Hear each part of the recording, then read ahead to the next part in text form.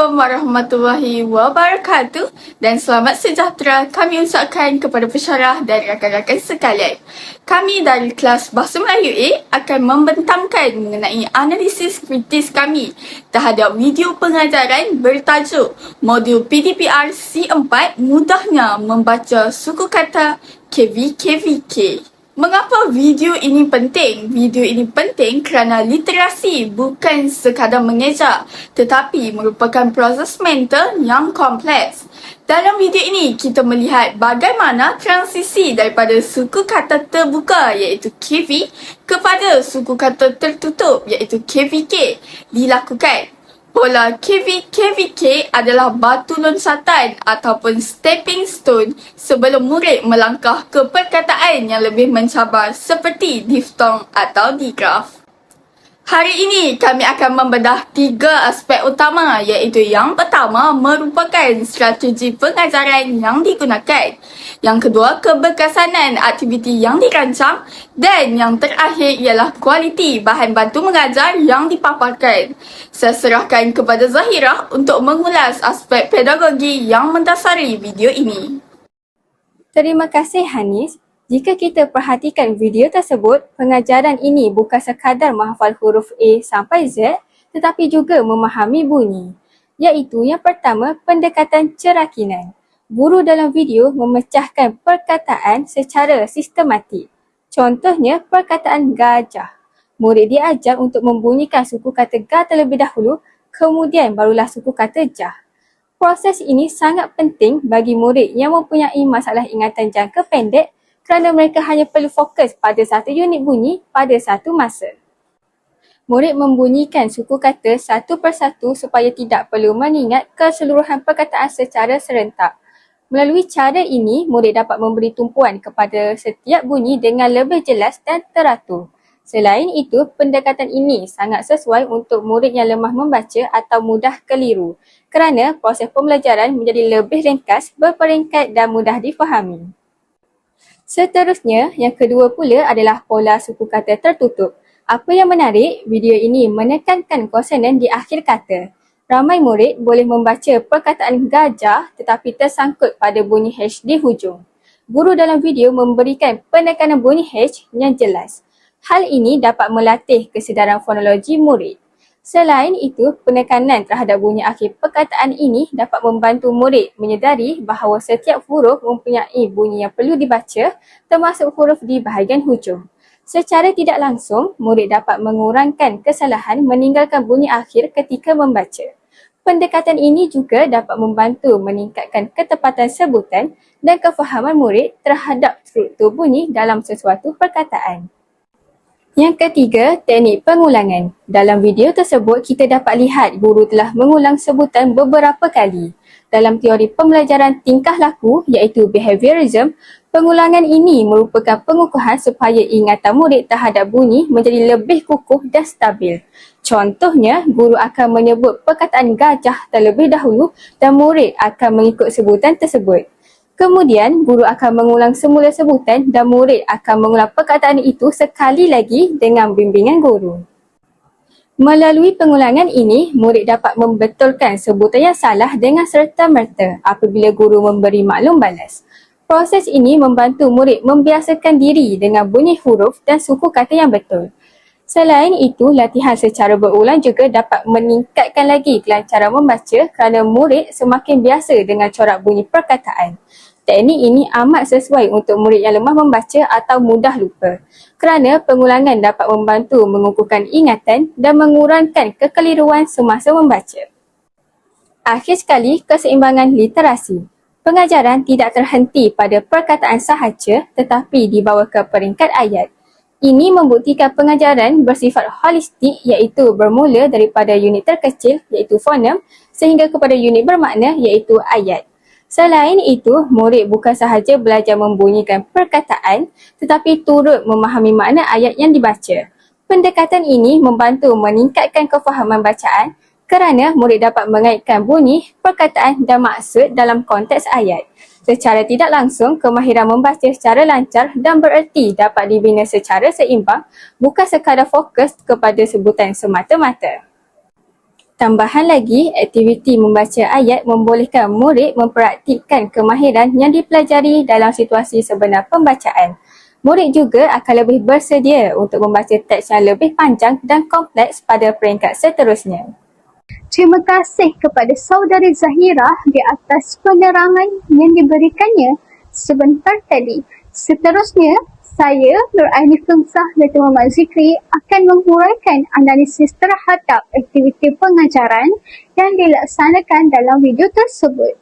Fokus analisis ini merangkumi tahap pelibatan murid, aras pemikiran yang dirangsang serta keberkesanan aktiviti dalam membina kemahiran membaca secara berperingkat. Aktiviti pertama yang dapat diperhatikan ialah teknik dengar dan ikut.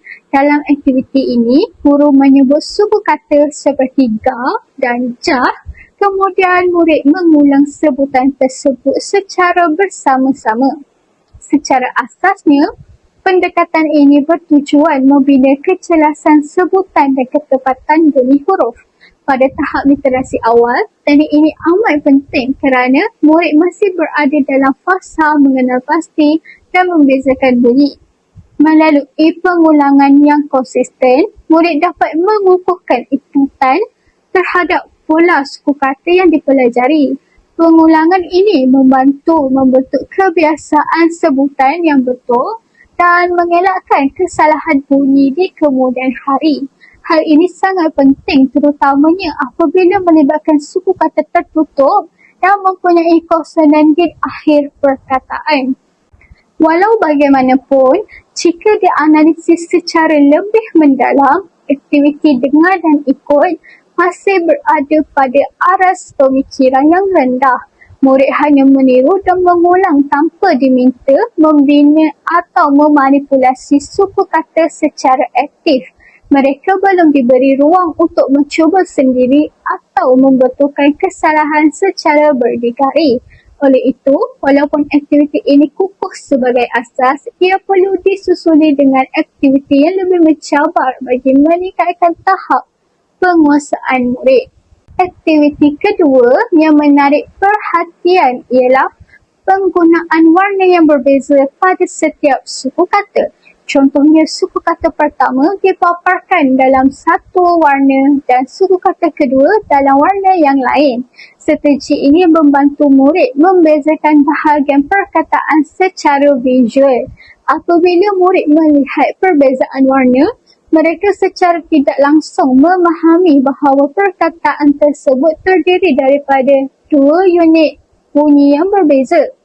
Pendekatan ini bukan sekadar hiasan, tetapi satu strategi kognitif yang membantu murid memproses maklumat melalui rangsangan penglihatan dan pendengaran secara serentak. Ini menjadikan pembelajaran lebih mudah difahami, terutamanya bagi murid yang memerlukan bantuan visual untuk memahami struktur perkataan. Namun begitu, aktiviti ini masih berpusatkan guru sepenuhnya. Murid melihat dan mengikut arahan, tetapi tidak diberi peluang untuk mengendalikan bahan atau menyusun suku kata sendiri. Sekiranya aktiviti ini diperkembangkan, guru boleh menyediakan kad suku kata berwarna dan meminta murid membina sendiri perkataan berdasarkan pola yang dipelajari. Dengan cara ini, murid bukan sahaja mengenal pasti struktur perkataan, malah membinanya secara aktif. Bahagian seterusnya ialah aktiviti membaca ayat mudah seperti badan gajah itu besar. Aktiviti ini menunjukkan peralihan daripada membaca perkataan secara berasingan kepada membaca ayat yang membawa makna.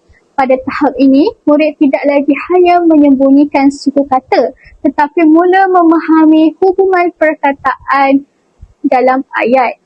Aktiviti membaca ayat ini membantu membina kelancaran membaca. Apabila murid dapat membaca ayat tanpa berhenti-henti untuk mengeja setiap suku kata, ini menunjukkan bahawa mereka sudah mula mengenal perkataan sebagai satu unit yang bermakna. Kelancaran ini penting kerana ia mengurangkan beban pemikiran dan membolehkan murid memberi tumpuan kepada makna ayat. Walau bagaimanapun, terdapat satu kekurangan yang boleh dikenal pasti. Selepas murid membaca ayat badan gajah itu besar, guru tidak mengemukakan soalan pemahaman yang mencabar pemikiran murid. Murid membaca dengan betul, tetapi belum tentu mereka benar-benar memahami maksud ayat tersebut. Sekiranya guru menambahkan soalan seperti mengapa badan gajah itu besar, atau apakah yang membezakan gajah dengan haiwan lain, murid akan digalakkan berfikir dan membuat penakhulan. Di sinilah peranan kemahiran berfikir aras tinggi dapat diterapkan. Literasi bukan sekadar membaca dengan lancar, tetapi memahami, menilai dan menghubungkaitkan maklumat dengan pengalaman sedia ada. Secara keseluruhannya, aktiviti yang dijalankan dalam video ini sangat sesuai untuk membina asas literasi membaca. Ia tersusun, jelas dan mudah diikuti. Namun, untuk menjadikan pengajaran ini lebih menyeluruh, aktiviti perlu bergerak daripada peniruan kepada pembinaan sendiri dan daripada sebutan kepada pemahaman mendalam. Dengan pergayaan yang sesuai, pendekatan ini berpotensi besar untuk melahirkan murid yang bukan sahaja boleh membaca, tetapi benar-benar memahami apa yang dibaca. Baiklah, seterusnya saya akan menghuraikan mengapa bahan bantu mengajar ataupun BBM dalam video ini sangat berkesan. Boleh dikatakan bahawa bahan bantu mengajar ini merupakan jantung kepada keseluruhan pengajaran kita. Pertama, dari segi teori dual coding melalui penggunaan kod warna. Warna hitam dan merah yang digunakan bukan sekadar hiasan, tetapi merupakan salah satu strategi kognitif yang dirancang dengan teliti. Penggunaan warna membantu otak murid untuk mengasingkan maklumat secara visual. Apabila berlaku perubahan warna, murid secara automatik memahami bahawa terdapat hentian atau perubahan bunyi. Strategi ini amat penting kerana dapat membantu khususnya bagi murid yang mempunyai kecenderungan disleksia kerana mereka lebih responsif terhadap rangsangan visual yang terstruktur. Kedua pula, dari aspek sokongan grafik atau pictorial support. Gambar yang digunakan sangat jelas, ringkas dan tidak mengganggu fokus murid.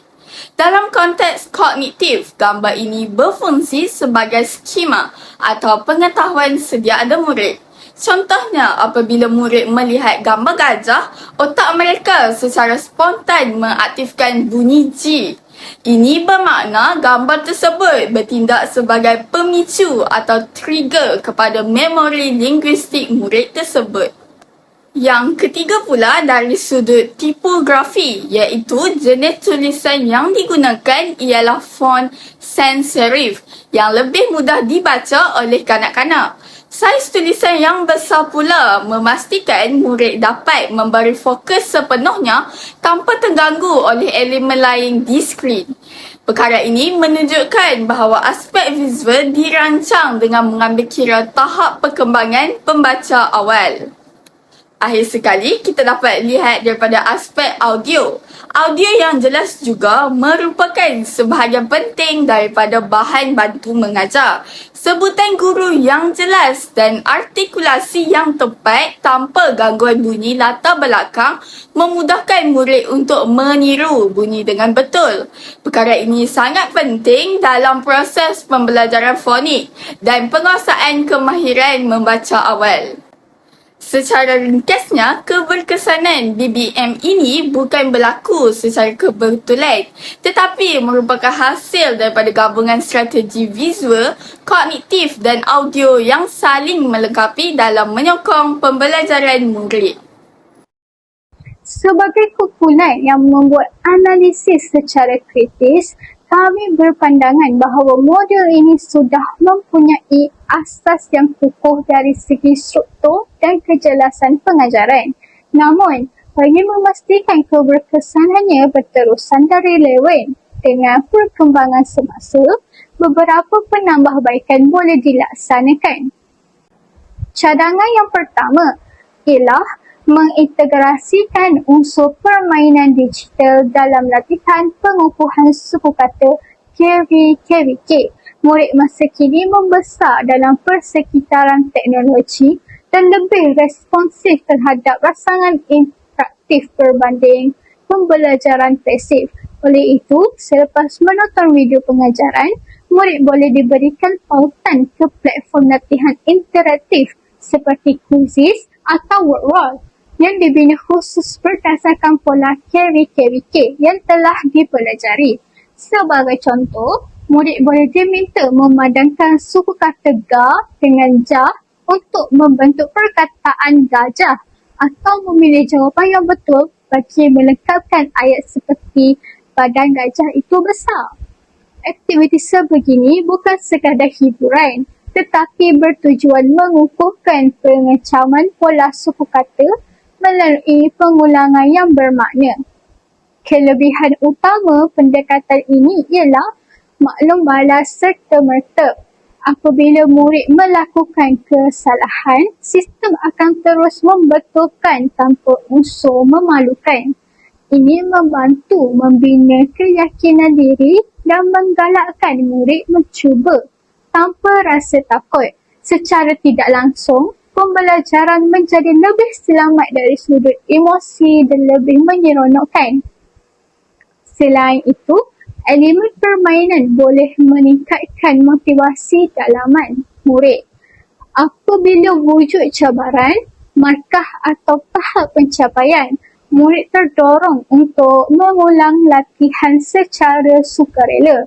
Pengulang yang berlaku secara rela hati lebih berkesan berbanding pengulangan secara paksaan.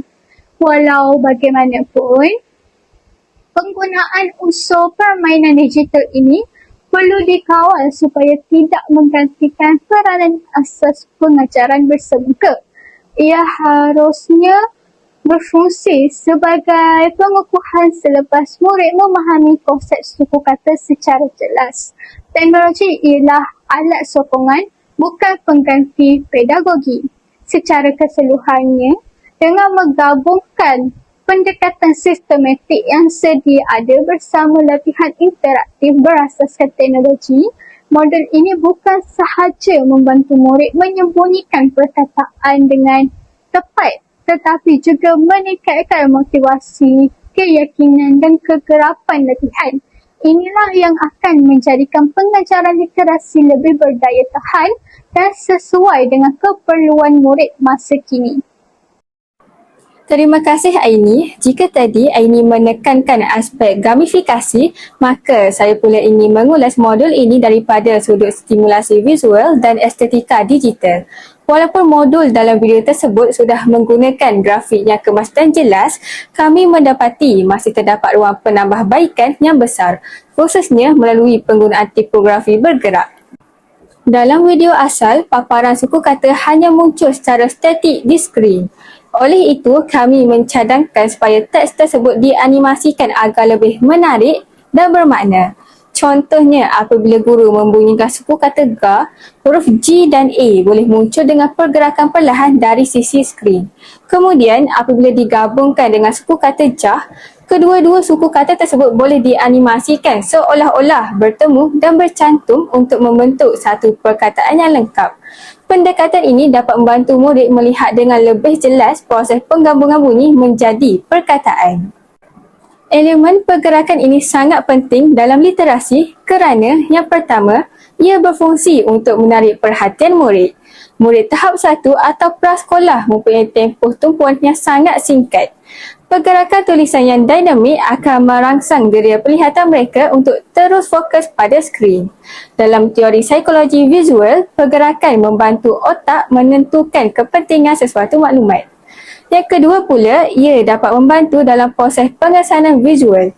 Apabila tulisan bergerak dari kiri ke kanan mengikut urutan bunyi, kita sebenarnya sedang melatih mata murid untuk mengikut arah bacaan yang betul. Ini secara tidak langsung dapat membantu murid yang mempunyai kecenderungan disleksia atau mereka yang sering keliru dengan kedudukan huruf. Oleh itu, cadangan saya adalah modul ini perlu dinaik taraf daripada sekadar slide video biasa kepada video animasi tipografi. Dengan cara ini, murid bukan sahaja melihat perkataan tetapi mereka merasakan pergerakan setiap bunyi tersebut. Ini akan mengubah proses pembelajaran daripada satu aktiviti yang pasif kepada satu pengalaman visual yang menyeronokkan dan bermakna.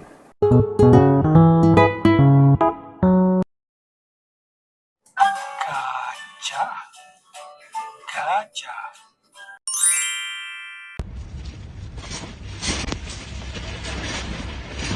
Assalamualaikum semua. Waalaikumsalam, cikgu. Okey, apa khabar semua? Sihat tak hari ni? Sihat, cikgu.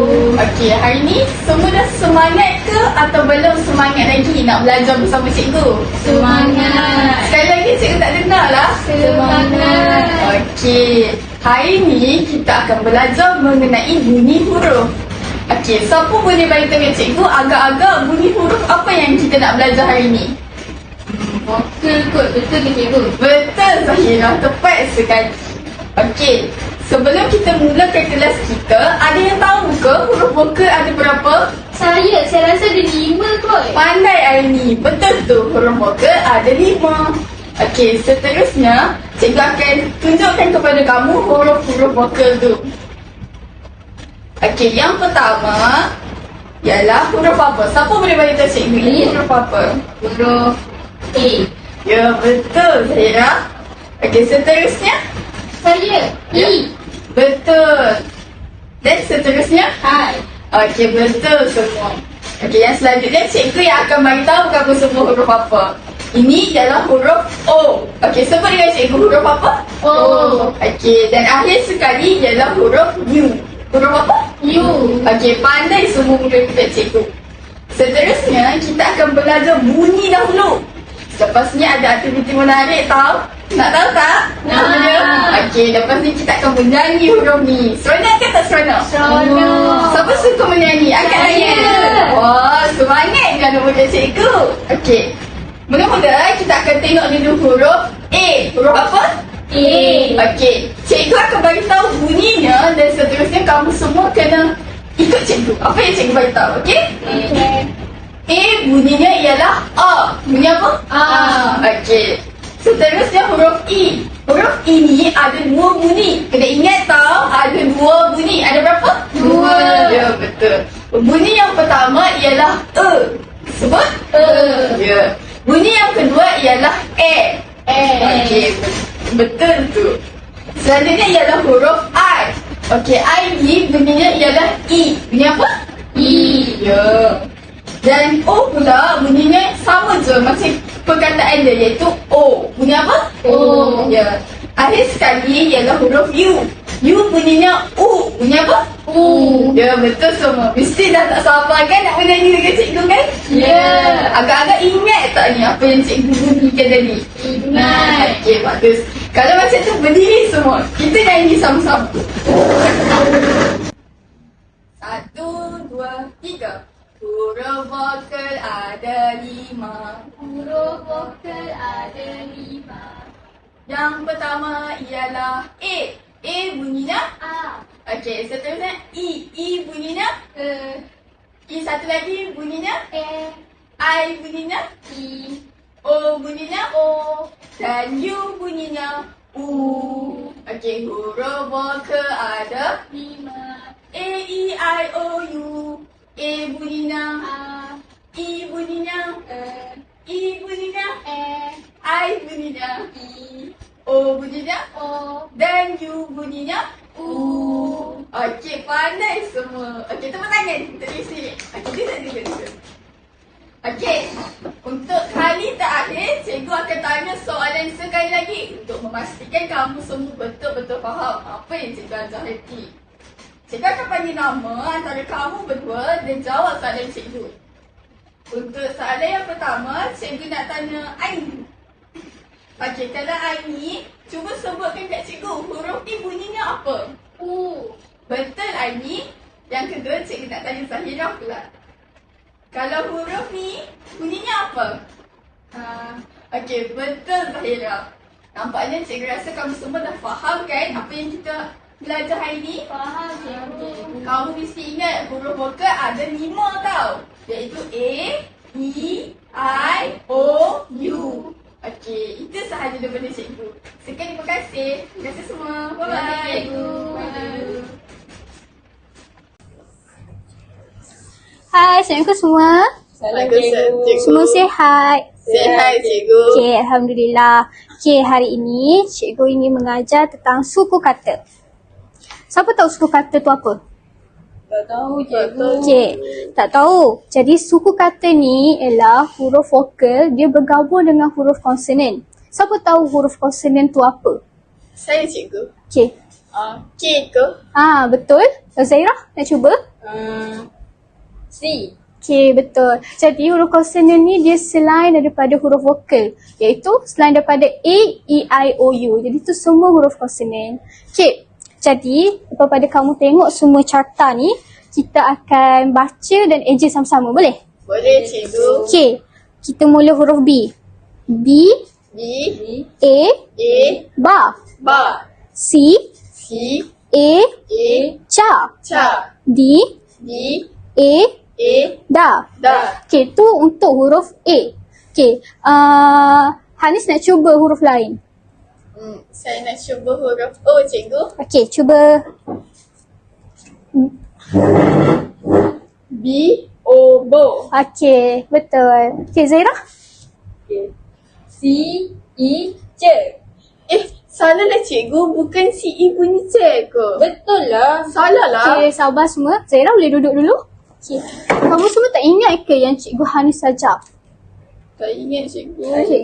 Ini boleh bunyi dua. Satu A, satu lagi E. Jadi mana-mana pun boleh. Dia ikut atas perkataan. Okey, jadi saya rasa semua dah faham macam mana nak sebut huruf suku kata ni kan? Dah, cikgu. Okey, jadi kita cuba baca sama-sama. Okey, ni gambar apa semua? Baju. Cik kita je. B-A ba, B. A. Ba. J-U-Ju. J. U. Ju. Baju. Baju. Okey, saya nak suruh Zahira lah cuba. Ni gambar apa? Dadu. Okey, macam mana nak eja dan macam mana sebutan dia? D. A. Da. D. U. Du. Dadu. Okey, pandai Zahira. Okey, Hanis ni gambar apa? Gambar meja, cikgu. Cuba eja dan sebut. M. E. Me. J. A. Ja. Meja. Okey, pandai. Okey, baiklah. Seterusnya, saya ada aktiviti untuk kamu berdua buat. Okey, Hanis boleh datang ke depan. Okey, Hanis tandakan yang mana yang betul. Nah, okey, Hanis ni gambar apa? Gambar roti, cikgu. Okey, cuba baca dan eja yang dua-dua ni. Yang tu R-O. Roti. I-T. Roti. Okey, tepi tu. K. E. K. J. U. Ju. Keju. Okey, cuba tanda. Okey, Zairah, kamu rasa betul tak apa yang Hanis buat? Betul, cikgu. Okey, ni boleh duduk. Seterusnya, Zahirah, sila datang ke depan. Ni gambar apa, Zahirah? Ni nombor 5. Okey, cuba eja yang dua-dua ni. T-I-T. G-A-G-A. Tiga. Okey, tepi tu. L-I-Li. M-A-Ma. Lima. Okey, cuba. Okey, Hanis, kamu rasa betul tak apa yang kawan kamu buat? Betul, cikgu. Okey, pandai Zairah. Okey, boleh duduk. Okey, jadi ini sahaja topik yang kita belajar pada hari ini. Semua jangan lupa untuk buat latihan dekat buku. Minggu depan saya nak tengok. Okey? Baik, cikgu. Bye. Assalamualaikum. Salam, cikgu.